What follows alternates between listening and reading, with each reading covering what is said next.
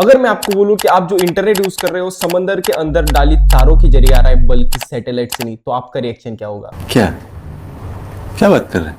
और अगर समंदर के अंदर केबल डैमेज हो जाए तो क्या होगा? एलॉन मस्क का स्टारलिंक प्रोजेक्ट स्पेस से इंटरनेट देने की कोशिश कर रहा है, लेकिन एक काम कैसे करता है? आज की वीडियो में हम लोग जानेंगे कि इंटरनेट एक्चुअल कैसे काम करता है और इसके पीछे कौन सी कंपनीज और टेक्नोलॉजी छुपी है। इसके पहले भी हमने लाइव क्रिकेट मैच टीवी पर कैसे आता है इस पर वीडियो बनाई है। उसके बाद software, browser, search engine, server सबको हमने डिटेल में देखा है। और अब बारी है दोस्तों पूरे इंटरनेट सिस्टम को एक्सप्लोर करने की। तो सीट की बेल्ट बांध लो दोस्तों, क्योंकि ये सिंपल वाईफाई की कहानी नहीं, पूरी दुनिया का डिजिटल राज है। सबसे पहले जान लेते हैं इंटरनेट क्या है। इंटरनेट एक नेटवर्क ऑफ नेटवर्क से बेसिकली दुनिया के हर छोटे बड़े कंप्यूटर, मोबाइल डिवाइसेस, सर्वर और नेटवर्क्स एक दूसरे से कनेक्टेड है। जैसे तुम्हारे घर का वाईफाई, स्कूल या कॉलेज का इंटरनेट, एक ऑफिस का नेटवर्क, ये सबको जोड़कर बनाया गया है एक मेगा हाईवे जिसका नाम है इंटरनेट। और जैसे आप यूट्यूब पर हमारी वीडियोस देखते हो, व्हाट्सएप पे किसी को मैसेज भेजते हो या इंस्टाग्राम पे रील स्क्रॉल करते हो, तो डेटा पॉकेट्स के फॉर्म में एक डिवाइस से दूसरी डिवाइस में ट्रैवल करता है। सिंपल शब्दों में इंटरनेट एक कुरियर सर्विस है जो आपके डेटा को एक जगह से दूसरी जगह डिलीवर करता है एकदम फास्ट स्पीड में। तो भाई अब सवाल उठता है कि पूरी दुनिया का इंटरनेट चला कौन रहा है? और आंसर है कोई एक आदमी या कंपनी इंटरनेट का मालिक नहीं है, लेकिन कुछ पावरफुल ऑर्गेनाइजेशन है जो इनके रूल बनाती है और स्मूथ फंक्शन इनको इंश्योर करते हैं। जैसे ICANN, इंटरनेट का नामकरण एक्सपर्ट। ICANN का फुल फॉर्म है Internet Corporation for Assigned Names and Numbers. ये डिसाइड करता है कि किस वेबसाइट का क्या नाम होगा, जैसे .com,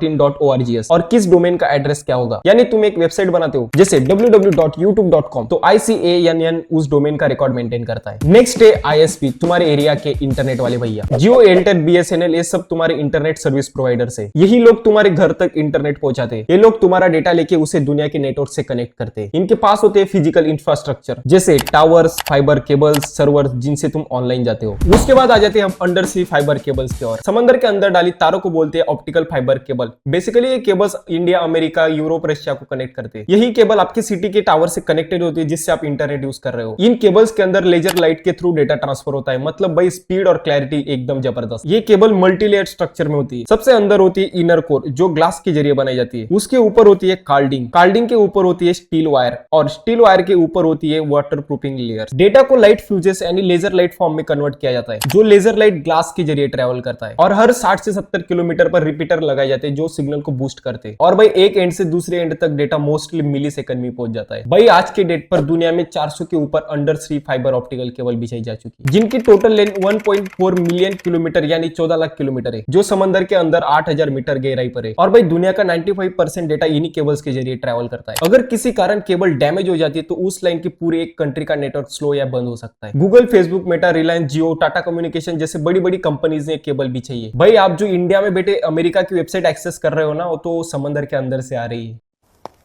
ये तो लेटेस्ट न्यूज़ है। चलो भाई आप थोड़ा डिटेल में जान लेते हैं कि इंटरनेट एक्चुअल कैसे काम करता है। एक छोटी सी कहानी से समझते हैं। तुम्हारे फोन पे यूट्यूब खुला है और आप कुछ भी सर्च करते हो तो तुम्हारा फोन रिक्वेस्ट भेजता है पहले लोकल वाईफाई राउटर को, फिर इंटरनेट सर्वर प्रोवाइडर के सर्वर को, और वहां से रिक्वेस्ट चली जाती है यूट्यूब के डेटा सेंटर तक। यूट्यूब का सर्वर तुम्हारी वीडियो का डेटा तुम्हारे डिवाइस पर भेजता है मल्टी डेटा पैकेट्स में। हर पैकेट एक पार्ट ऑफ वीडियो होता है और जब ये पैकेट्स तुम्हारे डिवाइस पर पहुंचते हैं और वो जुड़ जाते हैं और एक स्मूथ वीडियो एक्सपीरियंस मिलता है। भाई ये पूरा प्रोसेस होता है मिली सेकंड्स में, और बीच में कई चीज होती है जैसे DNS resolution, IP addressing, routing, data encryption, लेकिन वो सब डीप में किसी और वीडियो के लिए। अब भाई एलोन मस्क का नाम तो आपने सुना ही होगा। एलोन मस्क दुनिया का इंटरनेट बढ़ाने निकले। अब ना टावर की जरूरत ना केबल का झंझट, सिर्फ एक छोटा सा डिश एंटीना लगाओ और इंटरनेट हवा में उड़ा के ले आओ। स्टारलिंक एक सैटेलाइट बेस्ड इंटरनेट सर्विस है जिसे स्पेसएक्स चला रही है। एलोन मस्क ने सोचा कि सबको इंटरनेट मिलना चाहिए, चाहे वो जंगल में हो, पहाड़ों पे हो या किसी आइलैंड पे। तो उन्होंने छोटी छोटी लो अर्थ ऑर्बिट सैटेलाइट्स भेजना शुरू करी है। अभी तक 6000 से ज्यादा सैटेलाइट्स घूम रहे अर्थ के चक्कर में स्पेसएक्स के। तो सिस्टम सिंपल है, ऊपर सैटेलाइट्स, नीचे डिश एंटीना और बीच में फास्ट इंटरनेट। नॉर्मल ब्रॉडबैंड में केबल लगता है या मोबाइल टावर का सिग्नल आता है, लेकिन स्टारलिंक में सिग्नल ऊपर सैटेलाइट से आते हैं। मतलब कोई भी लोकेशन हो, डिश स्काई देख सकता है तो इंटरनेट मिल सकता है। स्पीड भी मस्त है, 50 Mbps से लेकर 250 Mbps तक मिल सकती है। और लेटेंसी भाई गेमिंग भी कर सकते हो बिना डिले के। इंडिया में स्टारलिंक ने एंटर करने का ट्राई 2021 में ही किया था, पर भाई सरकार ने बोला पहले लाइसेंस लाओ। 2024 में फाइनली सैटेलाइट कम्युनिकेशन से उन्होंने लाइसेंस भी ले लिया है। रिलायंस, जियो और एयरटेल से पार्टनरशिप भी हो सकती है। अब बस वेट एक कमर्शियल लॉन्च का। गांव गांव में ब्रॉडबैंड नहीं तो स्टारलिंक होगा बॉस। अब बढ़िया टेक्नोलॉजी है तो पैसा भी तो बढ़िया होगा ना भाई। स्टारलिंक का सेटअप इंडिया में लगभग 25 से 30 हजार का पड़ सकता है और मंथली प्लान 5000 के आसपास हो सकता है। थोड़ा महंगा है पर जहां कुछ ऑप्शन नहीं वहां पर लाइफ सेवर है बॉस। अब सवाल ये भी आता है कि कोई तुम्हारा इंटरनेट बंद भी कर सकता है? आंसर है हाँ, गवर्नमेंट चाहे तो आपका इंटरनेट बंद भी हो सकता है। इसे कहते हैं इंटरनेट शटडाउन। इंडिया में भी ऐसा कई बार हो चुका है। प्रोटेस्ट या सेंसिटिव सिचुएशन के टाइम टाइम पे किया जाता है। गवर्नमेंट इंटरनेट सर्विस प्रोवाइडर को बोलती है इंटरनेट बंद करो और तुरंत सब बंद हो जाता है। व्हाट्सएप, गूगल, यूट्यूब सब था। वीपीएन का यूज करके लोग शटडाउन के दौरान इंटरनेट एक्सेस तो कर लेते, लेकिन वो हर जगह लीगल नहीं होता। तो दोस्तों आज के बाद जब भी इंटरनेट चालू करो तो याद रखना पीछे ICANN, IPS और अंडर सी फाइबर केबल्स का जुगाड़ है। अगर वीडियो में कुछ नया सीखने के लिए मिला हो तो वीडियो को लाइक जरूर करना और उन दोस्तों के साथ शेयर करो जो बोलते हैं कि इंटरनेट हवा में मिलता है। और कमेंट करके बताओ आपका इंटरनेट सर्विस प्रोवाइडर कौन है, जियो, एयरटेल, वीआई या BSNL, और आपने कभी